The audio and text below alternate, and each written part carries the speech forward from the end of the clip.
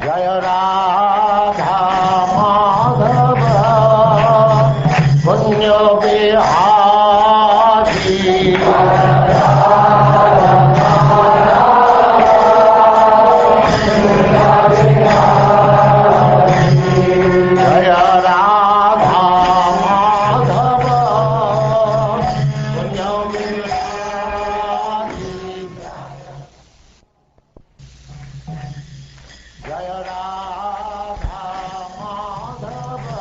And now, Chapter 19, The Appearance of Shukdev Goswami.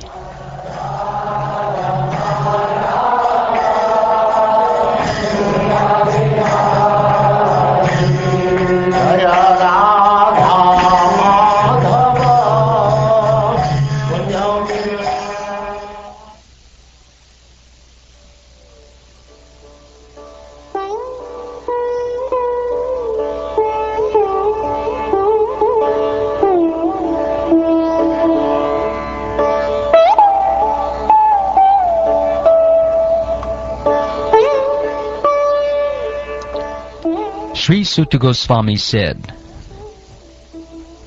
while returning home, the king, Maharaj Pariksit, felt that the act he had committed against the faultless and powerful Brahmin was heinous and uncivilized. Consequently, he was distressed. King Pariksit thought, due to my neglecting the injunctions of the Supreme Lord, I must certainly expect some difficulty to overcome me in the near future. I now desire, without reservation, that the calamity come now, for in this way I may be freed of the sinful action and not commit such an offense again. I am uncivilized and sinful due to my neglect of Brahminical culture, God consciousness, and cow protection. Therefore I wish that my kingdom, strength, and riches burn up immediately by the fire of the Brahmin's wrath, so that in the future I may not be guided by such inauspicious attitudes.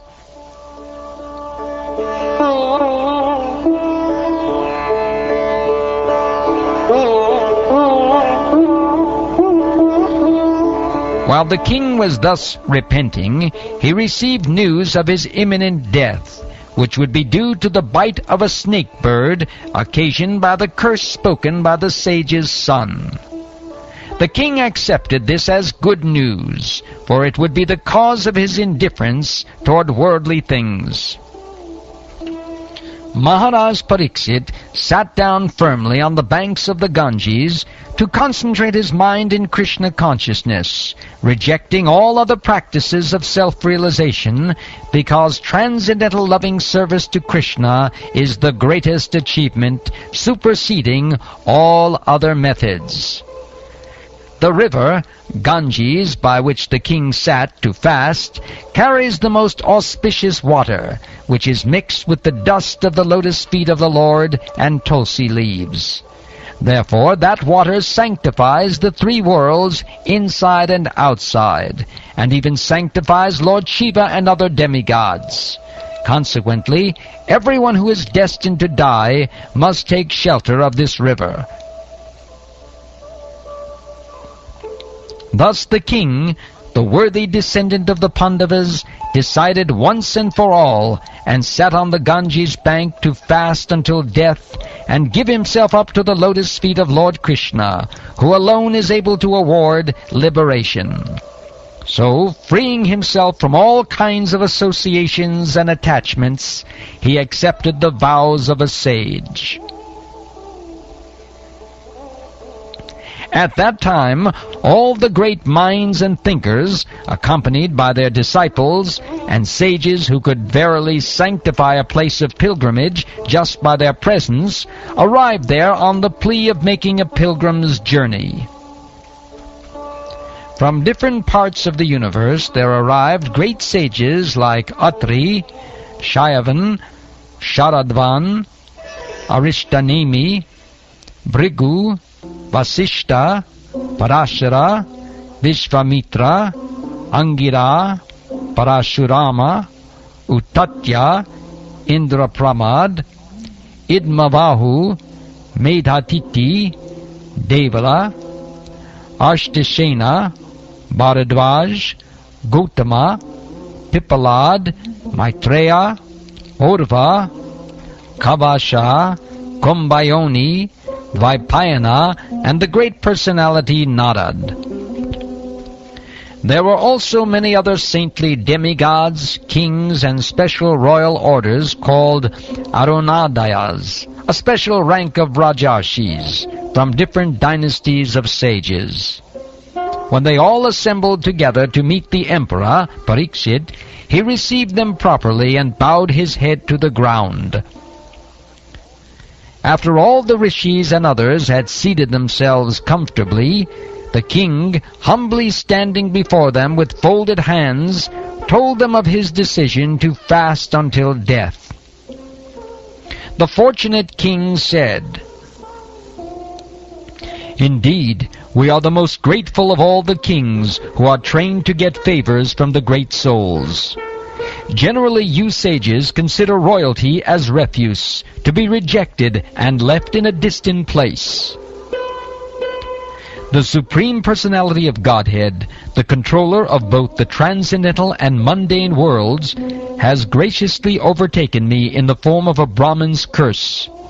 Due to my being too much attached to family life, the Lord, in order to save me, has appeared before me in such a way that only out of fear I will detach myself from the world.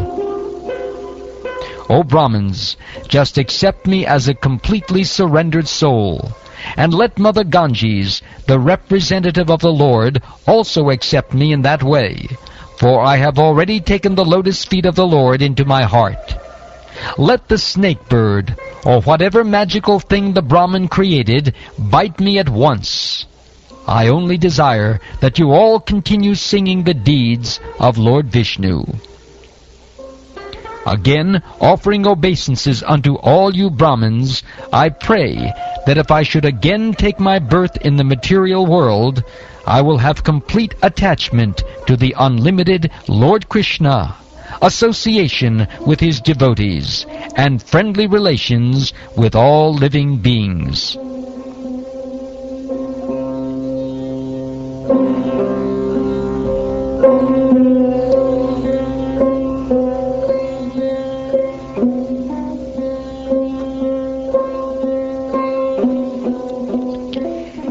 In perfect self-control, Maharaj Pariksit sat down on a seat of straw, with straw roots, facing the east, placed on the southern bank of the Ganges, and he himself faced the north. Just previously, he had given charge of his kingdom over to his son. Thus the king, Maharaj Pariksit, sat to fast until death. All the demigods of the higher planets praised the king's actions, and in pleasure continually scattered flowers over the earth and beat celestial drums. All the great sages who were assembled there also praised the decision of Maharaj Pariksit, and they expressed their approval by saying, "Very good."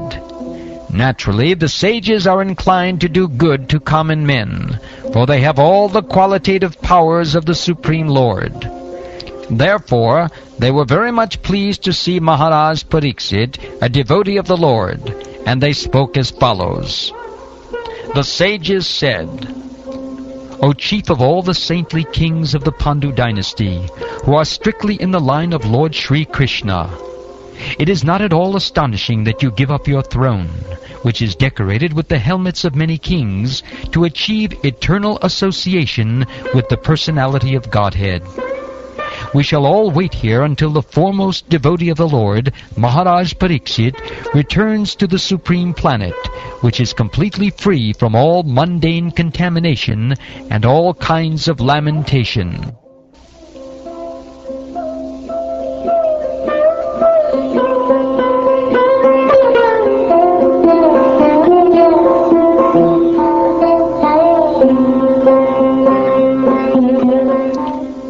All that was spoken by the great sages was very sweet to hear, full of meaning, and appropriately presented as perfectly true.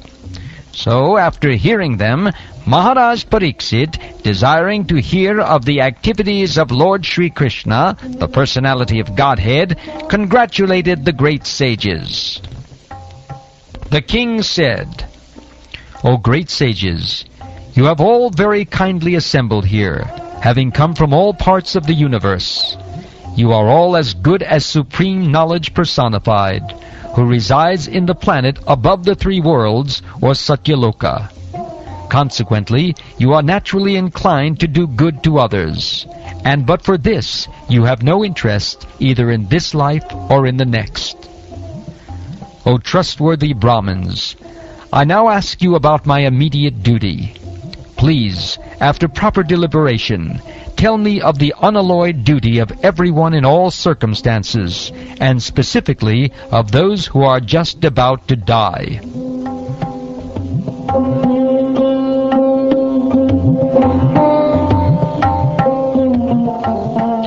At that moment, there appeared the powerful son of Vyasadeva, who traveled over the earth disinterested and satisfied with himself.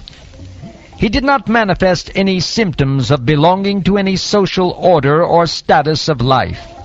He was surrounded with women and children, and he dressed as if others had neglected him. This son of Vyasadeva was only 16 years old.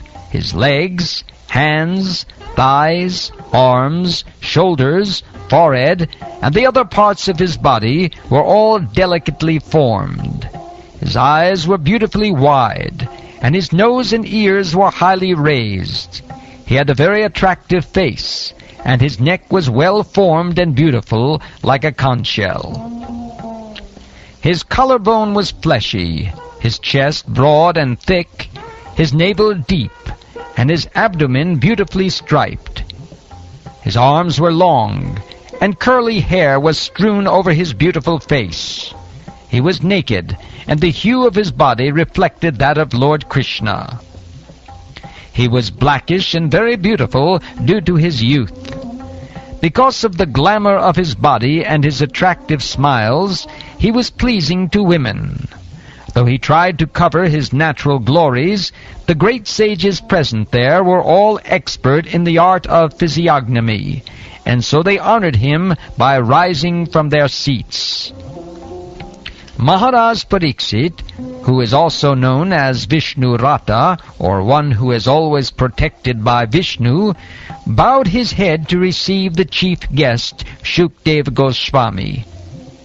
At that time, all the ignorant women and boys ceased following Srila Shukdev. Receiving respect from all, Shukdev Goswami took his exalted seat. Shukdev Goswami was then surrounded by saintly sages and demigods, just as the moon is surrounded by stars, planets, and other heavenly bodies. His presence was gorgeous, and he was respected by all. The sage Sri Shukdev Goswami sat perfectly pacified, intelligent, and ready to answer any question without hesitation. The great devotee Maharaj Pariksit approached him, offered his respects by bowing before him, and politely inquired with sweet words and folded hands. The fortunate King Pariksit said, "O Brahmin, by your mercy only you have sanctified us, making us like unto places of pilgrimage, all by your presence here as my guest. By your mercy, we, who are but unworthy royalty, become eligible to serve the devotee. Simply by our remembering you, our houses become instantly sanctified. And what to speak of seeing you, touching you, washing your holy feet, and offering you a seat in our home. Just as the atheist cannot remain in the presence of the personality of Godhead, so also the invulnerable sins of a man are immediately vanquished in your presence. O saint, O great mystic! Lord Krishna, the personality of Godhead, who is very dear to the sons of King Pandu, has accepted me as one of those relatives just to please his great cousins and brothers. Otherwise, without being inspired by Lord Krishna, how is it that you have voluntarily appeared here, though you are moving incognito to the common man, and are not visible to us who are on the verge of death? You are the spiritual master of great saints and devotees. I am therefore begging you to show the way of perfection for all persons, and especially for one who is about to die. Please let me know what a man should hear, chant, remember, and worship, and also what he should not do. Please explain all this to me.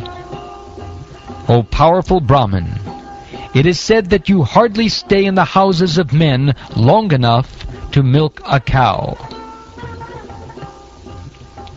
Sri Sutta Goswami said, "The king thus spoke and questioned the sage, using sweet language. Then the great and powerful personality, the son of Vyasadeva, who knew the principles of religion, began his reply."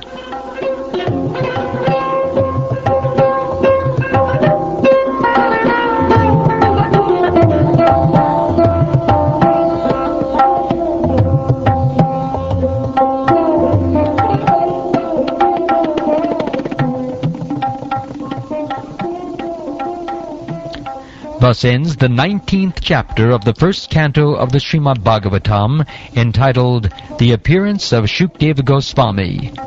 And this ends the first canto.